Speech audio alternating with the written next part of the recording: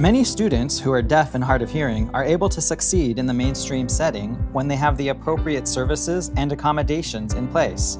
This video will introduce you to the types of services and accommodations that may be needed to help your students succeed. Students who are deaf or hard of hearing may require professionals with specific knowledge of hearing loss on their support teams. These specialists will play an important role in your student's success. These professionals may work directly with your student or provide consultation services to teachers and staff. Speech-language pathologists hold at least a master's degree and have completed a clinical fellowship before being licensed by their state. Speech-language pathologists may work with your student on listening comprehension and auditory skill development, as well as articulation, grammar, comprehension, vocabulary, social skills, and pragmatics. If your school's speech and language pathologist has limited experience working with students who are deaf or hard of hearing, they should be provided with additional training. Teachers of the deaf and hard of hearing hold at least a bachelor's degree in deaf education and are licensed by their state. Some teachers specialize in spoken communication, and some may specialize in manual communication, such as American Sign Language. Teachers of the deaf and hard of hearing may work on goals related to listening, speech and language, academic competencies, and self-advocacy. It is important to match the teacher's expertise with the needs of your student. Educational audiologists are licensed by their state, and most hold a doctoral degree. They are responsible for making sure personal and classroom technologies are appropriate and in good working order. Educational audiologists will evaluate the classroom acoustics and recommend appropriate modifications to ensure that your student has access to the academic curriculum.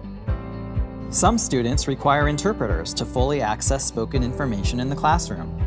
You should look for an interpreter who is certified and holds a degree in interpreting. Many students using interpreters communicate using American Sign Language, but some may use other manual modes of communication, such as Signed Essential English, Signed Exact English, or Cued Speech.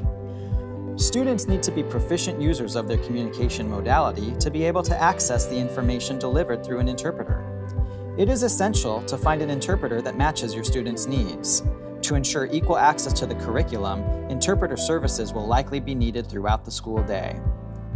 Teachers should also complete training on best practices for using an interpreter in their classroom.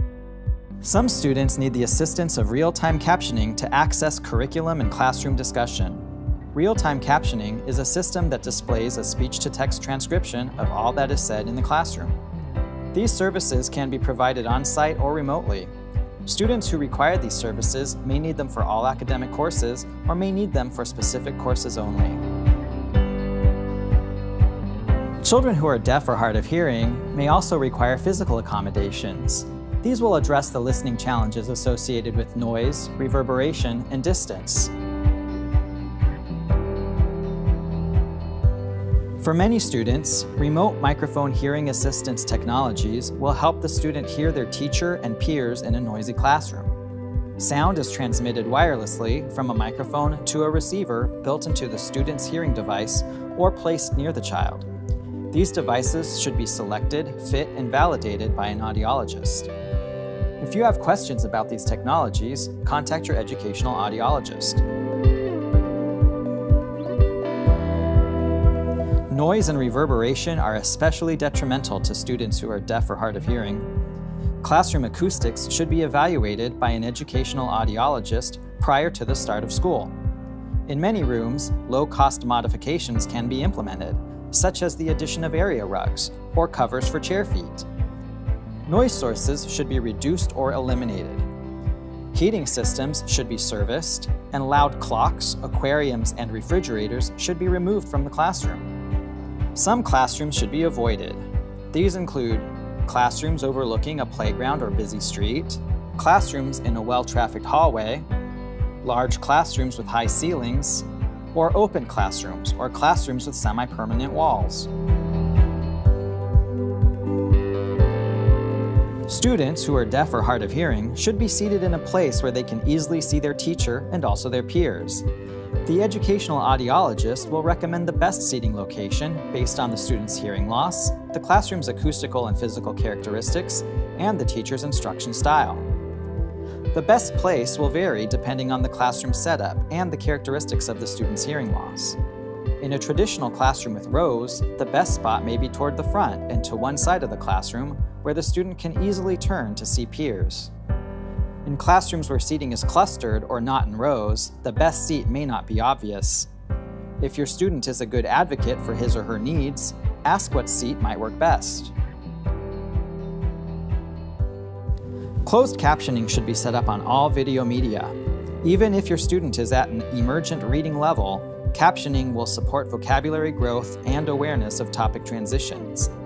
If a particular video does not have captioning, an equivalent video with captioning should be chosen, or the teacher should provide a transcript in advance. I hope that this introduction has provided you with basic information on where to start when a student who is deaf or hard of hearing joins a new classroom. If you would like to learn more, please contact our Sound Outreach to Schools team.